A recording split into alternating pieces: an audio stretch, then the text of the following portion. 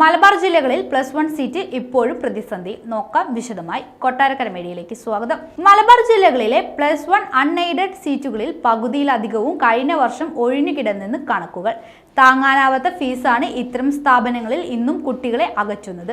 +1 seat ക്ഷാമത്തിന്റെ ഓട്ടയടയ്ക്കാൻ unaided സീറ്റുകളുടെ എണ്ണം കൂടി ചൂണ്ടിക്കാട്ടുന്ന സർക്കാർ നിലപാട് ചോദ്യം ചെയ്യുന്നതാണ് ഈ കണക്കുകൾ. സർക്കാർ മേഖലയിലെ പോളി, VHSC, ടെക്നിക്കൽ കോഴ്സ് സീറ്റുകളുടെ എണ്ണത്തിന്റെ കൂടെ ഉയർന്ന ഫീസും കൊടുത്ത് പഠിക്കേണ്ട അൺഎയ്ഡഡ് സീറ്റുകളുടെ എണ്ണവും കൂടി പറഞ്ഞാണ് മലബാറിലെ +1 ക്ഷാമക്കണക്കുകൾക്ക് സർക്കാർ പ്രതിരോധം തീർക്കാനുള്ളത്.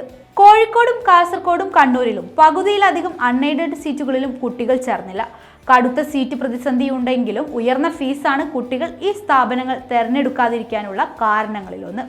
തെക്കൻ മധ്യ ജില്ലകളിലും അൺഎയ്ഡഡ് സീറ്റുകൾ ഒഴിഞ്ഞുകിടക്കുന്നുണ്ടെങ്കിലും അവിടങ്ങളിൽ സർക്കാർ മേഖലയിൽ പഠിക്കാൻ ആവശ്യത്തിലധികം സീറ്റുകളുണ്ട്. 10ാം തരം വരെ സർക്കാർ സ്കൂളുകളിൽ പഠിച്ച കുട്ടികൾ ഹയർ സെക്കൻഡറി പഠനത്തിനായി അൺഎയ്ഡഡ് സ്ഥാപനങ്ങളിലേക്ക് പോകുന്ന പ്രവണതയില്ല. ഉയർന്ന ഫീസിനൊപ്പം ഇതും സീറ്റുകൾ ഒഴിഞ്ഞുകിടക്കുന്നതും കാരണമാണ്. അതേസമയം മലബാറിലെ +1 സീറ്റ് പ്രതിസന്ധിയിലെ പ്രതിഷേധം രാഷ്ട്രീയ മുതലെടുപ്പ് എന്നാണ് വിദ്യാഭ്യാസ വകുപ്പ് മന്ത്രി വി ശിവൻകുട്ടിയുടെ പ്രതികരണം.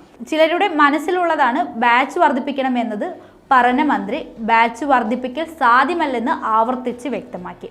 പ്രതിഷേധത്തിന് മുന്നിൽ മുട്ടുകുത്തില്ല എന്നും മന്ത്രി പറഞ്ഞു. ഒരു ക്ലാസ്സിൽ കൂടുതൽ കുട്ടികൾ ഇരിക്കേണ്ടി വരുമെന്നും അദ്ദേഹം ചൂണ്ടിക്കാട്ടി.